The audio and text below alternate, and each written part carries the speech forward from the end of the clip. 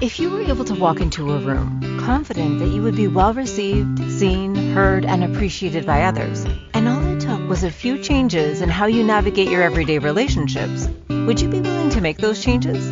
It is possible to be both fully authentic and to experience the best relationships of your life.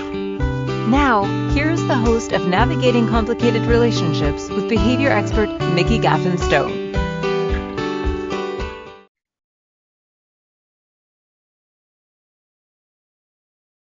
Hello and welcome everyone. To those who are listening live, welcome. I'm so happy that you're here. And to those who are listening to the recording later, you are tuning in to Mikki Gaffen Stone. I'm your host of Navigating Complicated Relationships here on the Inspired Choices Network.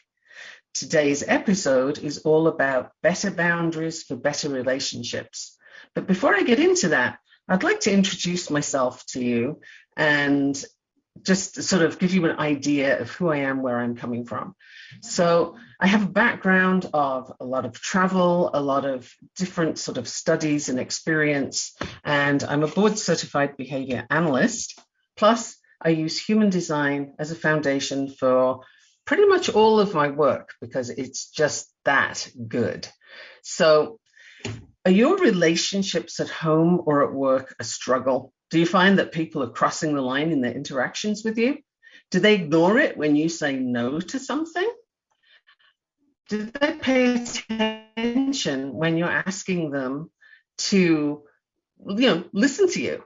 Does it feel a lot like whistling in the wind for all the notice they seem to take? If you're feeling an indignant yes to some of this, then the chances are really good that you don't actually have any clear boundaries. Your expectations for behavior haven't been established with these same people. The chances are good that you're part of Generation X, or maybe Generation X raised you. You're dealing with someone who is Generation X. Boundaries are hugely important for daily dealings and leading to building better, healthier, and more sustainable relationships with everyone in your environment. So we're going to cover a lot of things in this today. So if you want to get in touch with me later, you can check out my website, gaffenstone.com, or send me an email to mikki@gaffenstone.com. So let's get into the subject. Do you have a definition for boundaries? Because I'm going to ask you to make a note of how you perceive them to be, what you think they look like, and what you think other people sort of respond to. Like basically just give me your definition, write it all down for me, and write it all down for you because it's going to change by the end of this discussion, I would say. So in today's episode, you're going to discover what effective boundaries look like, how to set and maintain them, and I'll show you how clear boundaries can save you from endless people pleasing. Yeah, that's what I said, endless people pleasing. How many of us do that? And I'll explain where that came from a bit later on. So write your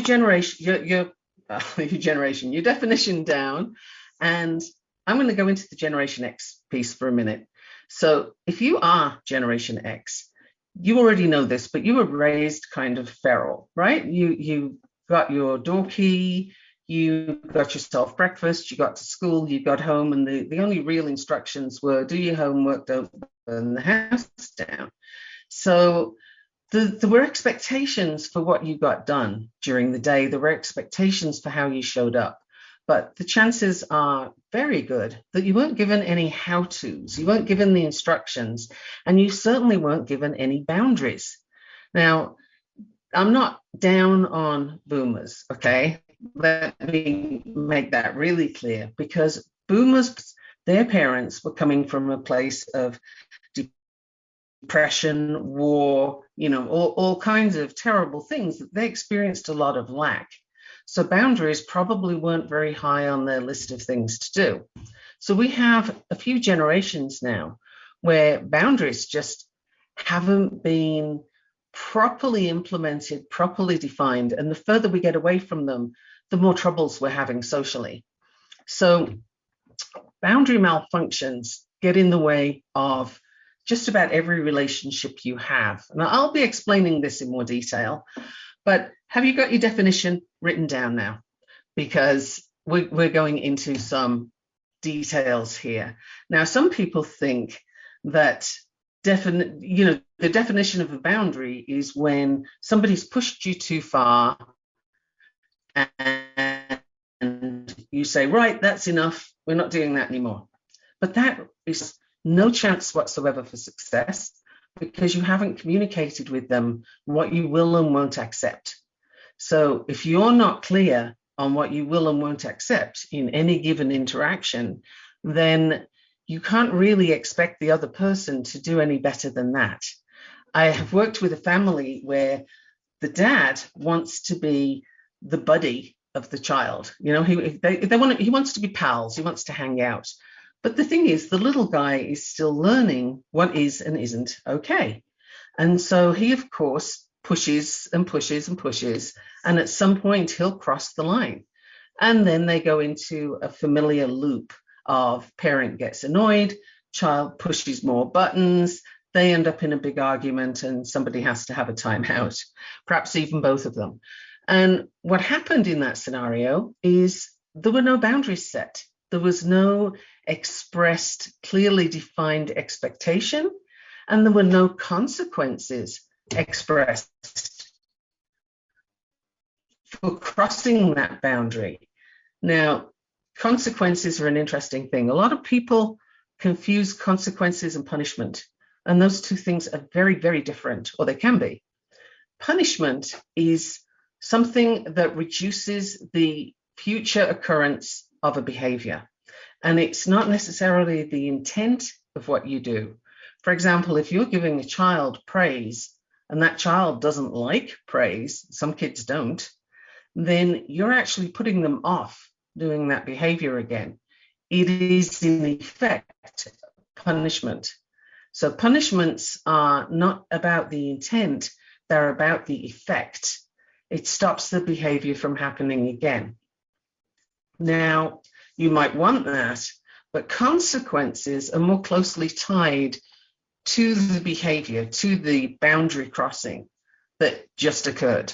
And if you have expressed already what that consequence is going to be, then you all understand, right? So if you stub your toe on a concrete post, and the result of that is you're going to pay more attention next time you're walking down the road, and maybe not look at your phone, but watch where you're walking. So that natural consequence was a direct result of the behavior, and it established that clear line of, yeah, I'm not going to walk into posts anymore because I'm going to watch where I'm going. So I hope you're keeping up with this so far. If you're in the chat, I would love to know what you think about this, what questions you have, and what your experiences are with boundaries yourself. For example, I know some people who, when their lines are crossed, whether they've expressed them or not, if those lines are crossed, they don't really know what to do with that. And so they walk away or they withdraw because they haven't sorted out what the consequences are. And what are the consequences when somebody does respect your boundaries? Have you thought of it from that perspective? A lack of boundaries in any relationship is a problem because you don't have a definition of where you are and where that person begins. So if you don't know where your personal space is, they won't know where theirs is in relation to you, and things get very confusing. Now, boundaries also help kids tremendously. I've come across a lot of parents that don't like to set boundaries because they think it's harsh and it's very rule bound, and they just don't like it. I suspect that when they say it's harsh, what they actually mean is they're not comfortable with it because they haven't practiced. They haven't experienced it themselves.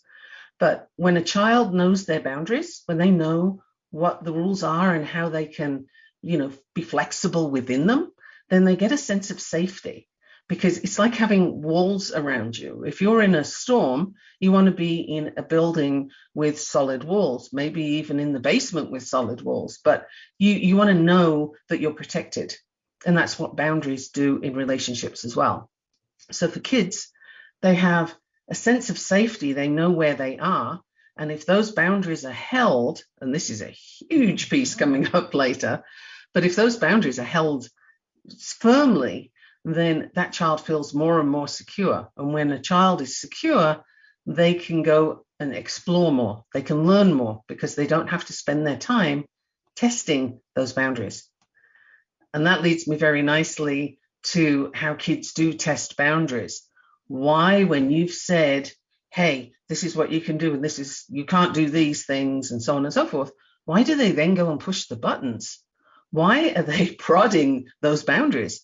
Well, the reason is because they want to know that they're real.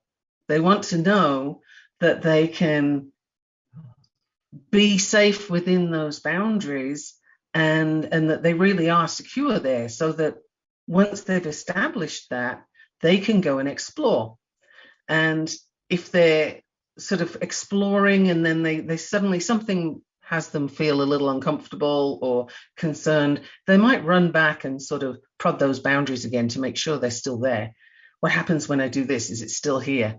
And it's really, really important that those boundaries are still there, because every time you move the boundaries, you end up with a bigger and bigger problem. It is a snowball that I'm going to explain to you a little bit later.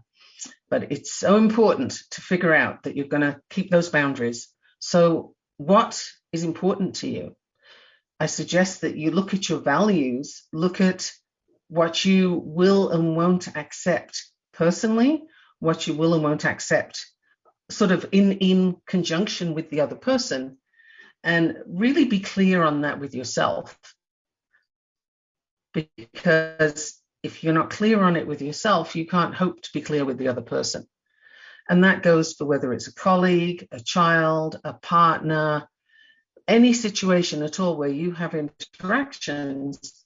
There need to be boundaries. They need to be established there so that everybody knows where they stand. Everybody knows what they're supposed to do.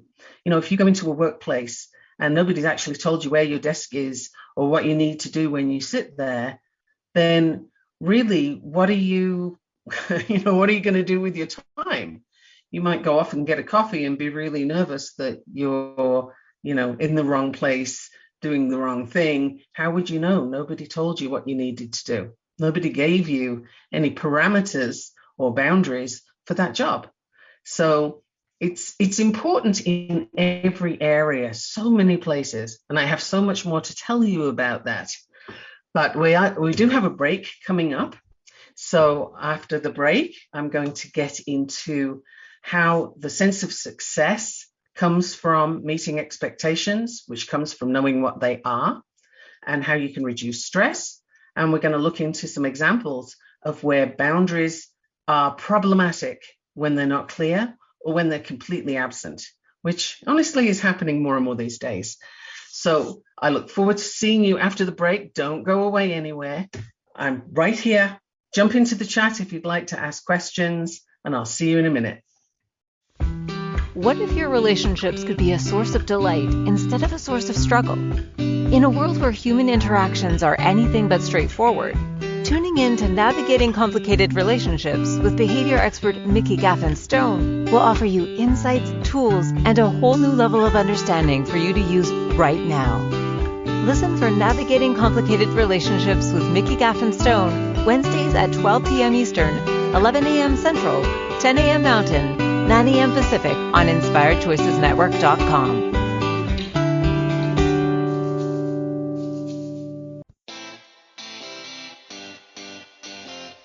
Are you a subject matter expert?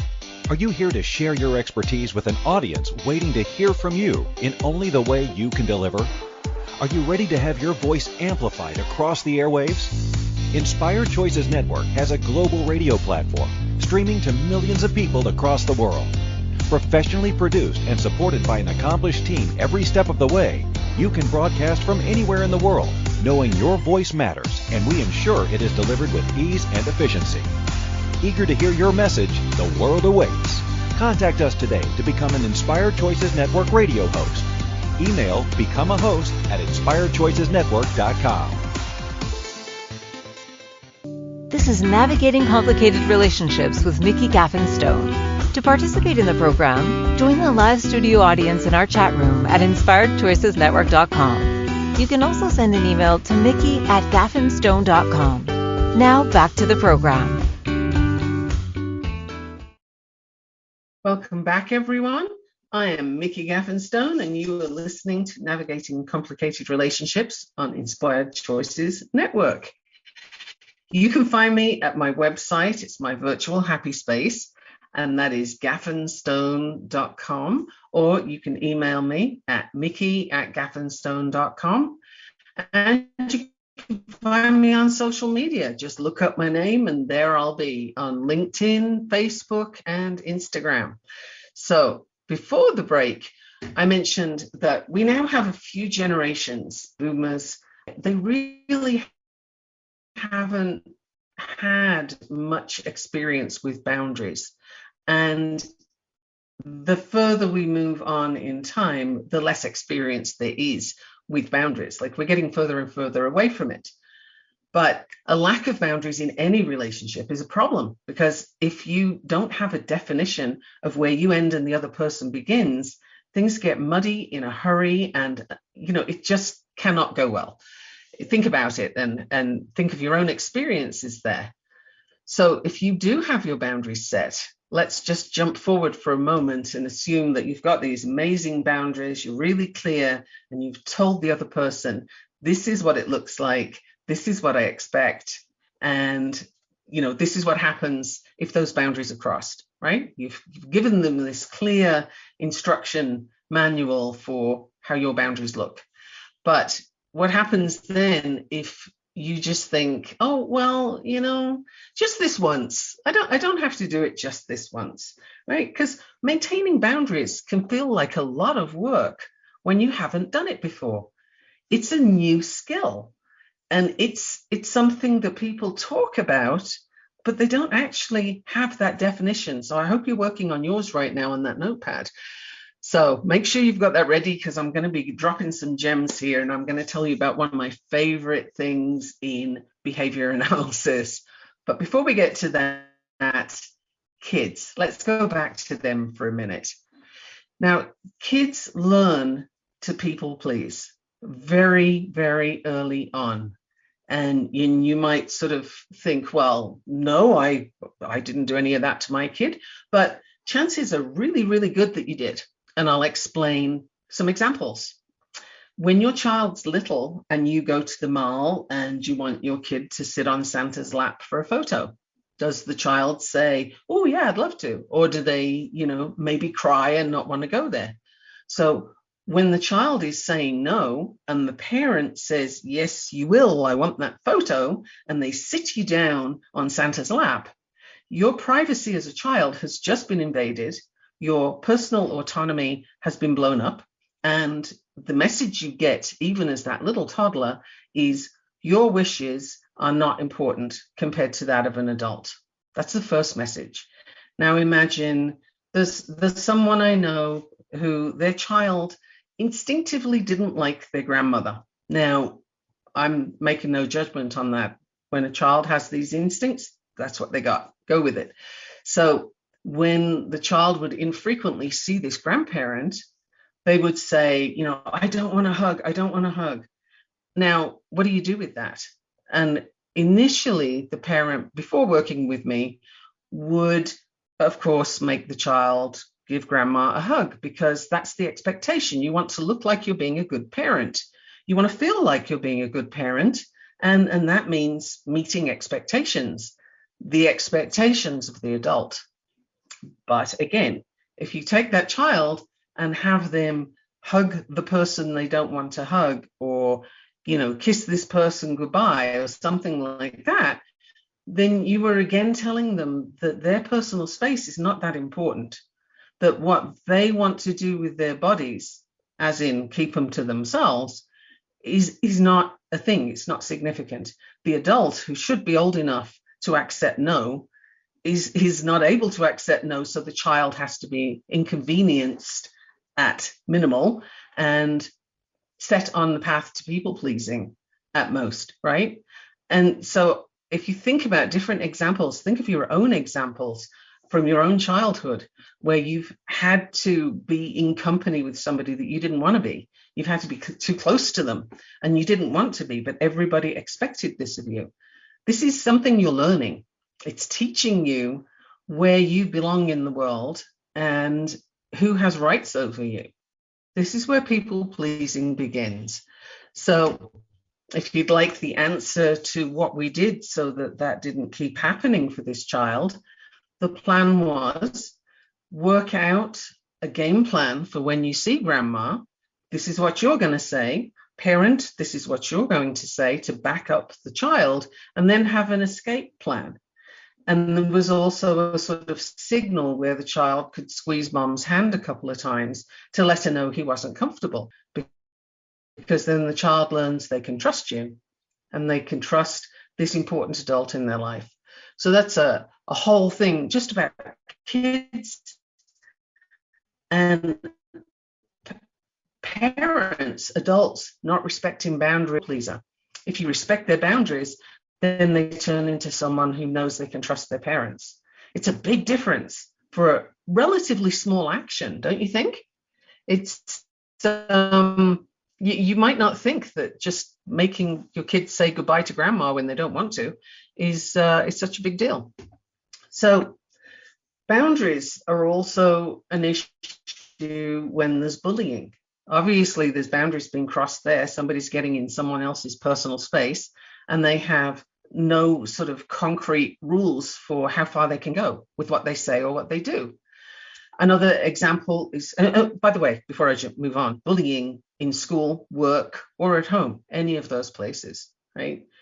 And then when we go out in public, there are women, I'm not going to use the name that everybody uses for them because that's going to offend all the people with that name, but there is a certain stereotypical, usually female, who, you know, is all over social media for calling the police on people for having a birthday party, or, you know, yelling at somebody for taking a seat when they wanted it, and this kind of thing. Now, what kind of boundaries does that person have for their own behavior? And what do they expect from other people when they're behaving like that? To me, this is a very clear example of when boundaries just got lost. Like, I don't know where they went, but they are not with that person and they are not in that space. There's no rules. It's just a free-for-all at this point. So public behavior is reflecting the lack of boundaries that people generally have for themselves and for the people with them. And that's, you know, isn't that kind of scary? So the more people that we can have set boundaries for themselves and others, I think the knock-on effect will hopefully reach those people in society. So if you can tell other people about boundaries, ask them to listen to this, tell them what you've learned, bring your notes out, all of those things, I would love that. Please do that. Now, when you're setting a boundary, think about what you do want and not what you don't want. If you've listened to these shows before, then you've heard me talk about framing and pre-framing, what you want to see happen, how you want things to look. So don't focus on the negative, on what you want to avoid, but what do you expect? What are you looking for?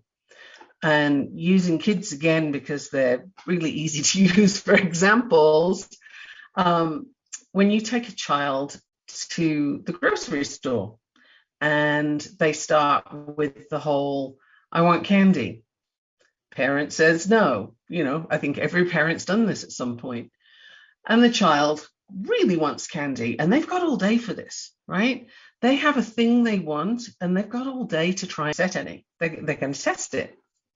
So child starts to whine, maybe they have a tantrum, and now the judgmental looks start from the people around you, right? And the audible tut-tut, and maybe some comments and so on and so forth. So you're now feeling like you're not, you'd like to be anywhere other than where you are, and you're not a particularly effective parent in that moment.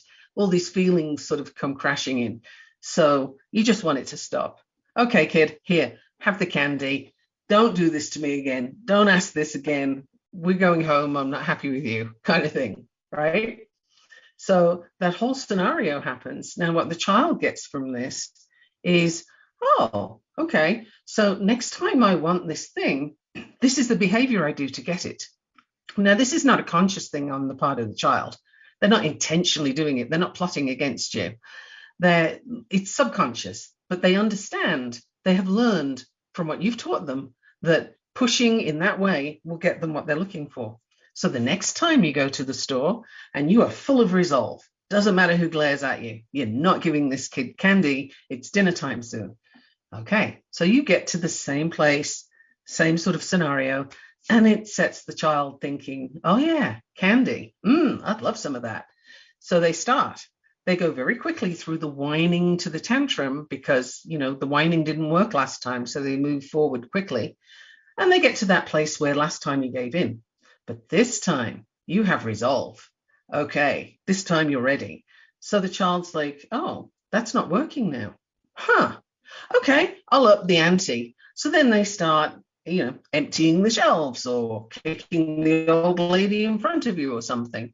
They escalate and they're pushing it because they want to see, well, where is this new wall? Where is this new boundary? The place where it was before is not there. So they try really hard to find it. And they push and they push and they push. And at some point, you're either going to get out of the store, you're either going to get out of the store with a dispute going on between you, with a child with candy and a really upset parent, or you're just going to leave the shopping cart and go. Depends on where you are, but it doesn't end well, is the point.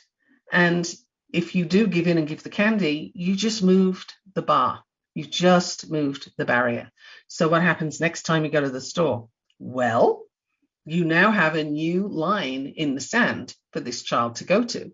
So chances are their behavior is just going to increase every time you go to the store until something dire happens, or you start leaving the child at home with another parent or an older sibling or something, and they don't go with you anymore. So that whole situation blew up from a lack of boundaries. Now, we have a break coming up soon, not just yet, but soon. After the break, though, I'm going to explain to you exactly what's happening with that behavior when you move the line, because this is so important and it's going to make so much sense to you when you see, okay, this is why this is such a strong reinforcement, actually, for people's behavior. Now, reinforcement and reward are two different things, and I'm going to explain that to you as well. Meanwhile, how's your definition going? What have you got written down on your notes? And what kind of things do you want to see in the boundaries that you have with people? Is it the way they talk to you? Here's an example that's going to put me out there for, shocking parent of the week. But when my eldest son was a teenager, he wanted to use some language that not everybody liked. I told him he could, so long as it was in front of me or his friends, but no other adults. And he was able to keep to that. I knew what he was doing, and he kept his behavior appropriate where it needed to be. So I was happy with that in our household. He didn't swear in front of his dad either, because he wouldn't have liked it. But I gave him space to be who he wanted to be and parameters for where that wouldn't work. That's a boundary. After the break, we will go into more on what that looks like and why it's so important. Thank you so much for being here on the Inspired Choices Network, listening to Navigating Complicated Relationships. Boy, is this complicated. I will see you after the break. Don't go away. What if your relationships could be a source of delight instead of a source of struggle? In a world where human interactions are anything but straightforward, tuning in to Navigating Complicated Relationships with behavior expert Mikki Gaffen Stone will offer you insights, tools, and a whole new level of understanding for you to use right now. Listen for Navigating Complicated Relationships with Mikki Gaffen Stone, Wednesdays at 12 p.m. Eastern, 11 a.m. Central, 10 a.m. Mountain, 9 a.m. Pacific on InspiredChoicesNetwork.com.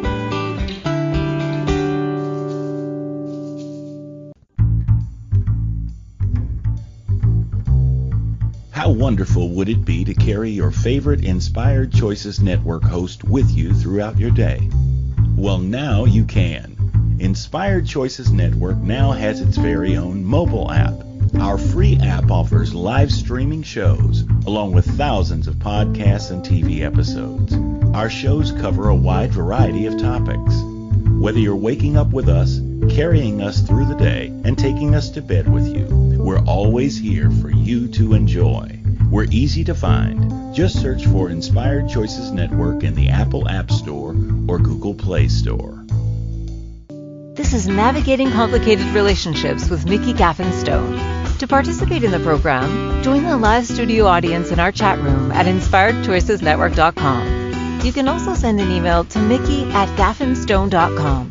Now back to the program.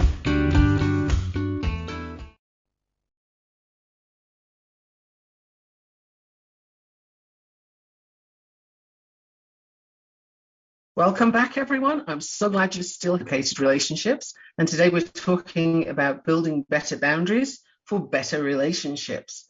Now, you can find me on my website, gaffenstone.com.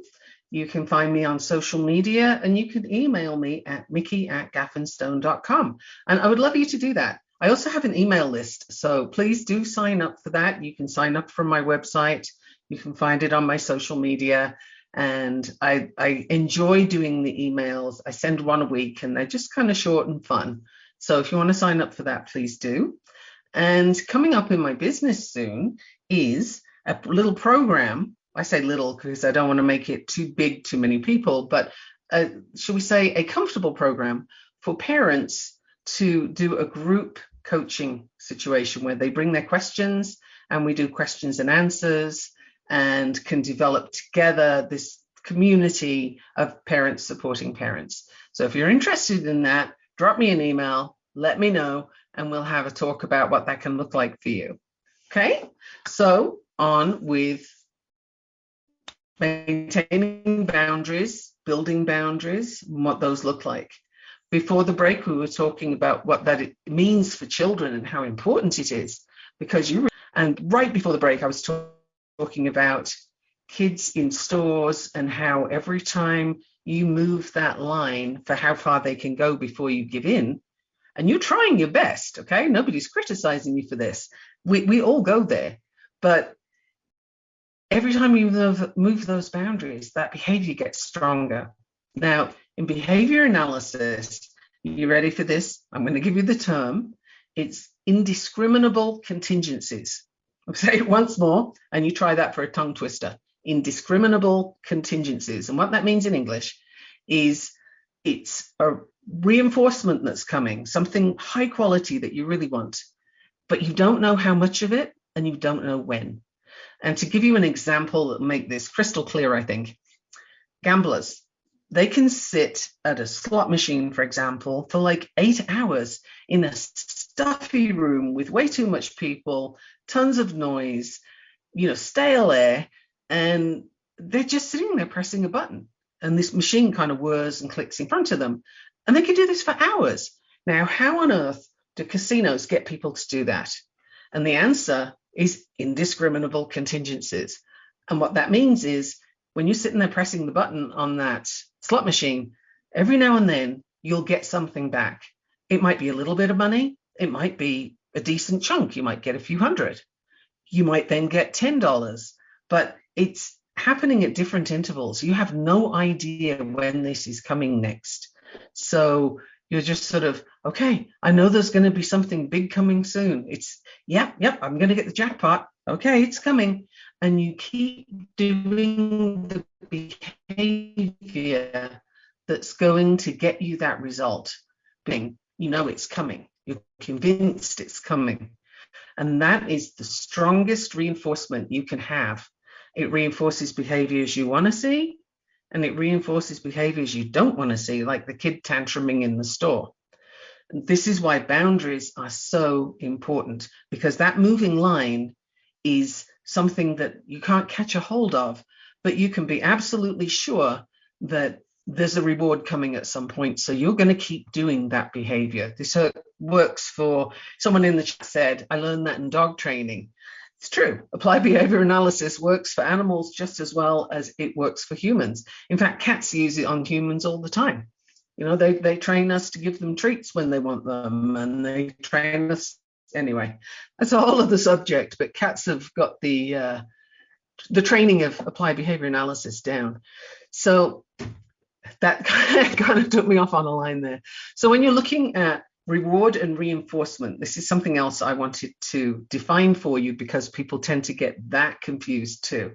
Now, a reward is something you get when you do a thing for a person. So for example, if your child washes the dishes, you give them their iPad to play on or something. It's a reward for an action that they've done. Pure and simple, it's a transaction. Now, if it's something that you want to see repeated, you want that behavior to keep going on, then you let that person know, or that dog know, that you liked that, and you give them something that they really appreciate, they really like, to confirm that for them. And they associate, and this is the key part, they associate that good thing with the behavior. And sometimes it can mean taking something away as well. For example, when I was at school, a really, really high reinforcement for me would be if you said I didn't have to do math homework. I'd be gleeful. You could get me to do pretty much any behavior all day long, as long as I didn't have to do math homework. That is reinforcing, even though you took it away. So that's the definition, right? A reward is a transaction. Reinforcement is something that encourages you to do that thing more. That's the simplest definition I can give you. So when you're setting your boundaries, what is the consequence and how do you reinforce people maintaining those boundaries? So if your child went to the store with you and they did everything right because you'd set clear expectations with them and you had your boundaries, you had the behavior set up for what was going to happen if they didn't respect the boundary, okay, so what do you do then? Just sort of going home and saying, oh yeah, we had a good trip to the store, that was fine. That's not reinforcing particularly. So can you do something with that child? Do they like praise? Do they like a trip to the park? What are you going to do? Think of that part too, because consequences can be reinforcing of what you like, and they can also like it. Now, another area I'd like to bring in, because I love to do this, human design. Now, human design, you can infuse your human design into those boundaries when you're setting them. Isn't that cool?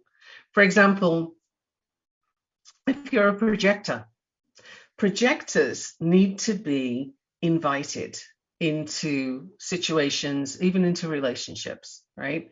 And within that relationship, the projector still needs to be invited to things. So that projector is not at the mercy of whatever the other person wants to do, not at all.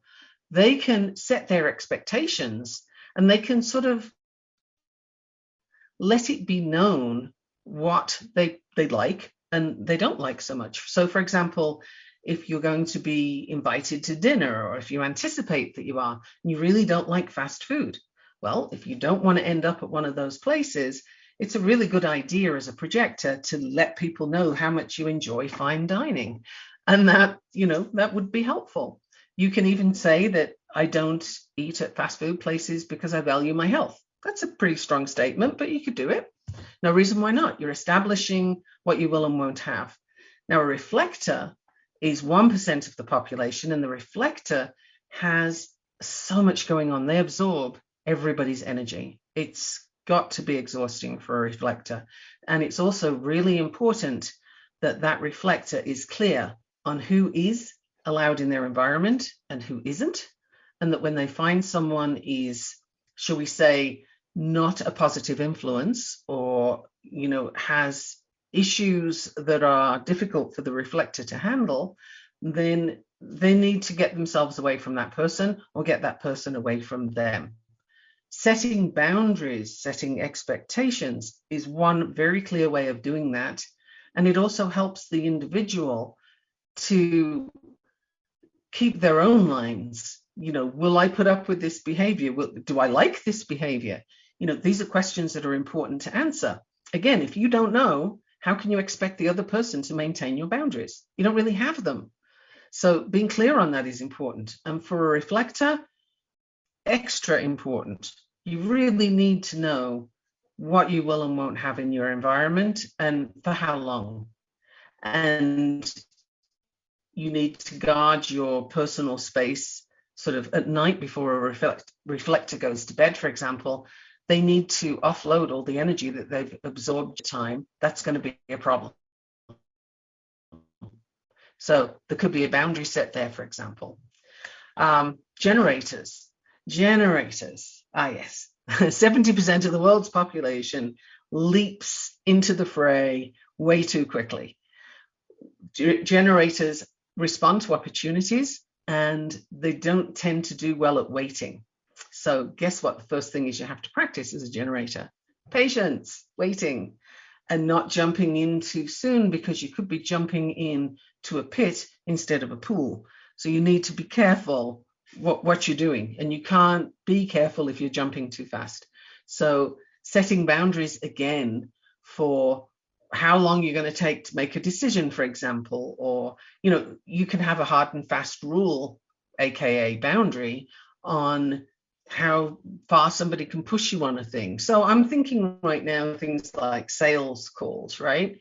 Sometimes you'll get on a sales call with someone, or they're talking to you trying to sell you a thing, and they're giving you the push, right? Like, okay, so you really have to decide today or it's gone. And if you don't decide right now, and push. But if that's not in your human design to answer that quickly, and here's the clue, it generally isn't, then set yourself a boundary for you that you maintain with them and say, okay, I typically take 3 days to make a decision like this. I'll get back to you later. And if it's not going to be there, then it's obviously not for me. And this is something you can practice. You can set that in place, be used to it for yourself, because that's going to help you in that relationship moving forward. If you do move forward with that person, you're going to be on a much better footing. And if you choose not to, then that's awesome. You just dodged something, right? You don't want to buy something or buy into something and then discover that that was a big mistake, right? Manifestors. Okay, manifestors, bless them, have very big energy, and they're very fast, and they're here to change things. They're here to make big things happen. Manifestors tend to forget to tell people that, though. So in a relationship with a manifestor, the other person, whatever their design is, needs to establish a very clear rule or boundary that this person, before they run off to do a new thing or change direction or quit their job or whatever they're going to do, they tell the important people in their life what they're doing. It's not the same as asking permission. So any manifestors listening, please don't be upset. I'm not saying you have to ask permission. I'm saying you need to let people know. Otherwise, they feel that they've been abandoned, ignored, left behind. They make all kinds of stories about that. And, human beings don't leave a void, right? If you've run off to do something and you've left that gap of information, people will fill it. And humans are naturally inclined to fill those kind of voids with negative things. So save yourself a world of hurt if you're a manifestor, and tell the other people in your life what you're doing. Make that a practice. And we're going to go to another break right now, but I will see you back shortly. Don't go anywhere. You are listening to Navigating Complicated Relationships on Inspired Choices Network. I will see you in a minute. What if your relationships could be a source of delight instead of a source of struggle? In a world where human interactions are anything but straightforward, tuning in to Navigating Complicated Relationships with behavior expert Mikki Gaffen Stone will offer you insights, tools, and a whole new level of understanding for you to use right now. Listen for Navigating Complicated Relationships with Mikki Gaffen Stone, Wednesdays at 12 p.m. Eastern, 11 a.m. Central, 10 a.m. Mountain, 9 a.m. Pacific on InspiredChoicesNetwork.com. This is Navigating Complicated Relationships with Mikki Gaffen Stone. To participate in the program, join the live studio audience in our chat room at InspiredChoicesNetwork.com. You can also send an email to Mikki@gaffenstone.com. Now back to the program.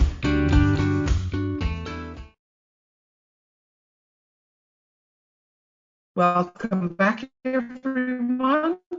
This is Mikki Gaffen Stone on the Inspired Choices Network, and you're listening to Navigating Complicated Relationships. Next week, we're going to be talking about anxious parents, anxious kids. Those two things absolutely go together. How could they not? That will be next week's topic. But this week, we're discussing building better boundaries or building boundaries at all. And before the break, we were talking about how setting boundaries and expectations helps everyone to keep their lines around behaviors, to keep things in order so that you're in your space, they're in their space, everybody knows what's expected, things can run a lot more smoothly. So we're going to recap a little bit because I want to know how you're doing now with your definition versus what you've been learning today. I'd love for you to send me some comments on that too. And you can comment in the chat room, or you can send it to me on Facebook. You can comment on the podcast later, anything you like. Recapping there. Gen X is giving it their best, right? Gen X was not given boundaries typically, and really don't have much of a notepad to work with. There's not a lot of experience in boundaries. There was a lot of mess around and find out, but there's not a lot of boundaries. Those two things are not the same because it varies person to person, and there's no sort of roadmap for that. So if you are a Gen Xer, then don't take it too badly, because this is just it's what you grew up with, and you're now learning a new tool, and it's going to help you in your relationships with your own parents and with your kids and even their kids, like generation to generation. Holy smokes. Now, these days we have an extra place to set boundaries in, don't we? Social media. And boy, is everybody messing around with that. I mean, it's a whole lot of truth, lies, and wishful thinking. I mean, and how do you know which is which? And now we have AI coming in. You don't even know if the pictures you're looking at are true. They could be staged before, but now they can be completely fictional, and you have no idea. I see all kinds of things out there. So where are the boundaries for social media? Frankly, there aren't any. So what boundaries are you going to set around your interactions with social media? How can you help your children navigate that safely as possible? It's getting harder and harder, but it's something that needs to be really examined. What do you want from your interactions with social media? What are you prepared to deal with?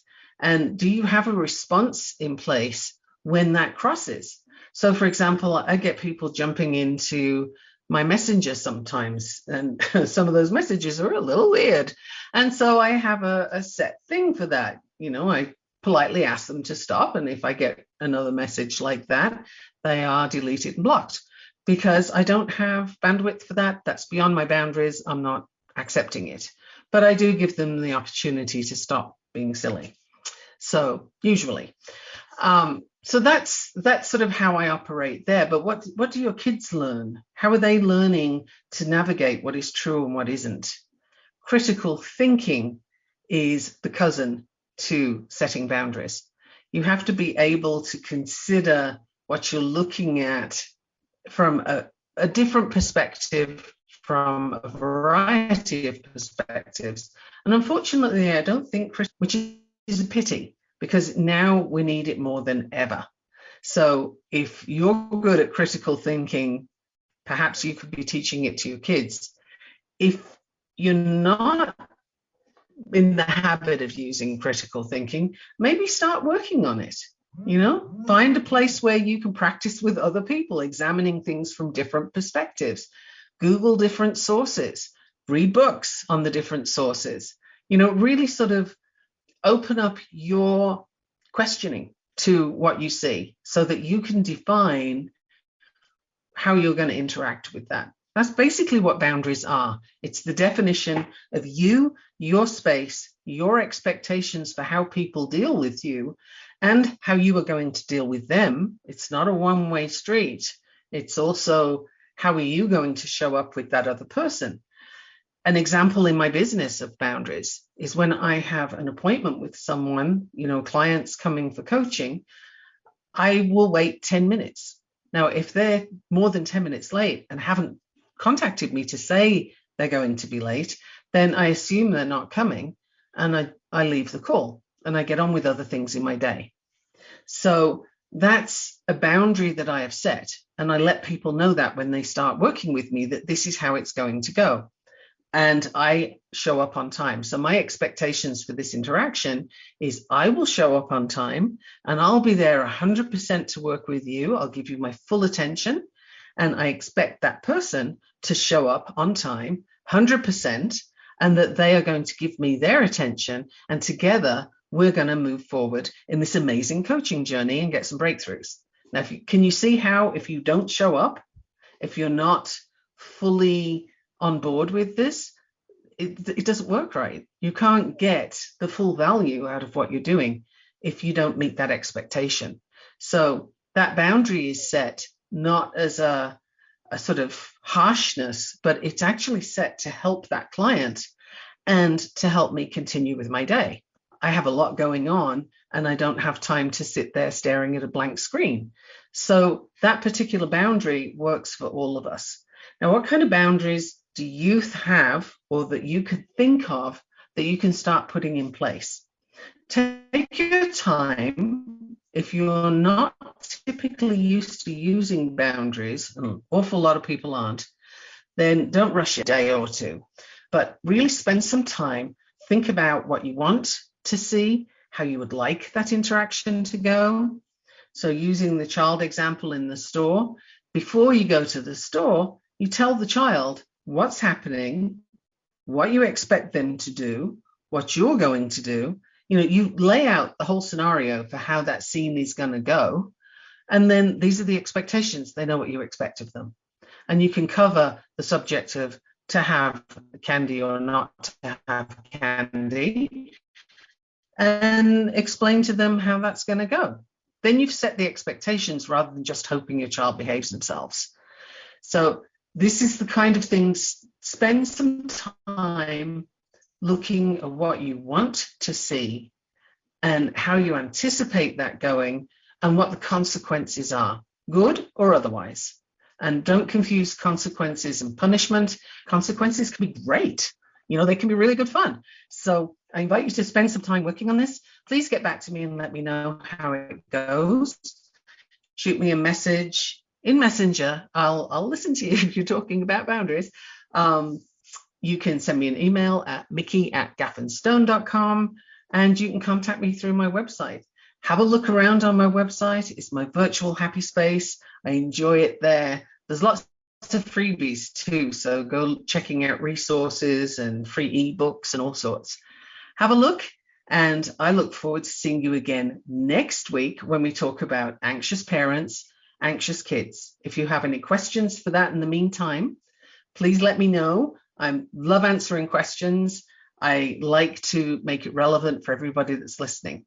Thank you so much for coming today, and I will talk to you soon. I'm just going to check the chat before we head off and see if there's anything else anybody's asked me today.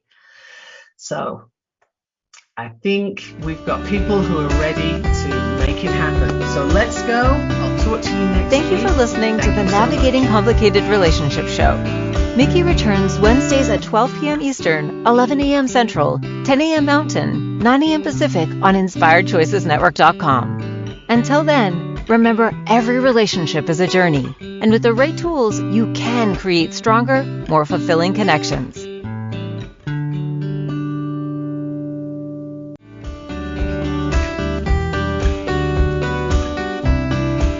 Thank you for listening to the Navigating Complicated Relationship Show.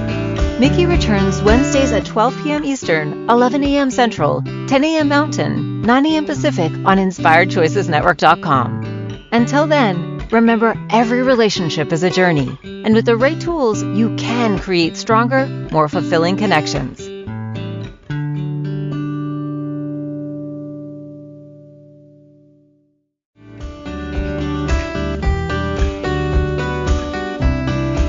Thank you for listening to the Navigating Complicated Relationships Show.